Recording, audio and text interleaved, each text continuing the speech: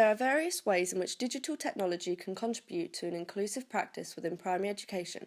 Before detailing the numerous factors of digital technology's impact on inclusion, I feel it is important to define such a term.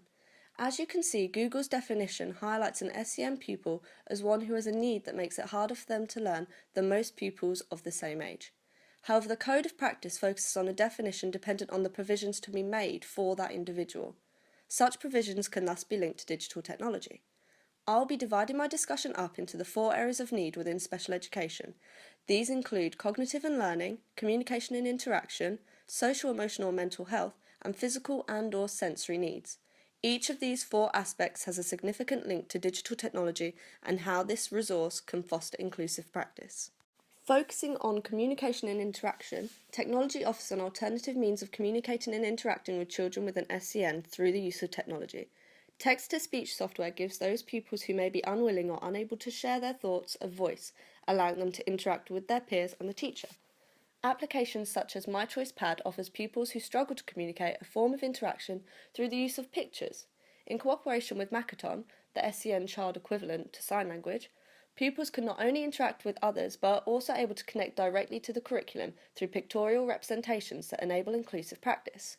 Prolo Quo to Go is similar to My Choice Pad, allowing the creation of an interactive timetable which can greatly assist inclusive practice as pupils are able to have this available to them constantly in a mainstream classroom. All of these applications are available across a number of devices, including tablets and laptops. Moving on to cognitive and learning, technical devices prove very effective supporting inclusion with this specific need. Through the use of webcams with GPS and object recognition, a gateway to a virtual world is opened, thus allowing pupils with this specific need to support their own learning without the need to be removed from the classroom.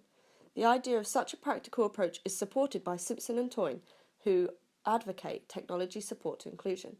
Social, emotional and mental health is another area in which technology can be greatly effective. Various apps are available that give pupils structure to their learning, which is often linked to assisting SEMH needs. Using timers and prompts opens the opportunity up for pupils to control their own learning. Organisational tools such as Evernote and iPrompt ease pupils into this transition, enabling an inclusive environment that does not conflict with the child's specific needs. Additionally, a strong assistance to SEMH needs is positive reinforcement, which is very easy to come by through online games and activities. Alan points out the importance of hardware and SEN education. Therefore, when looking at physical and/or sensory needs, the physical equipment is crucial. Offering pupils larger keyboards and touchscreen monitors enables pupils with a physical need to learn alongside their peers, meaning they are included in the lesson with appropriate visions put in place to assist their individual learning style. Additionally, software such as speech-to-text and online magnifying tools also removes any possible barriers to which a child may have to the lesson.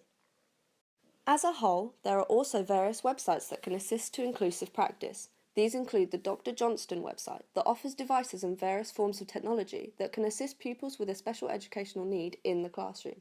Such resources include large keyboards and computer mice. There are also websites dedicated to apps that are accessible to various pupils and their individual needs. Such include Singing Fingers, which literally brings music to your fingertips.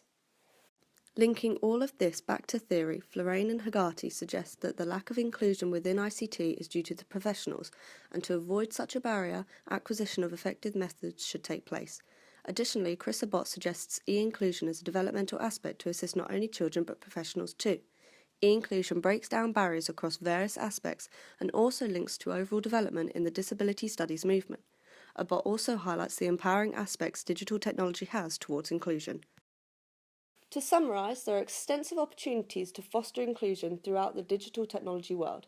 The responsibility merely lies on the educator's willingness to do so.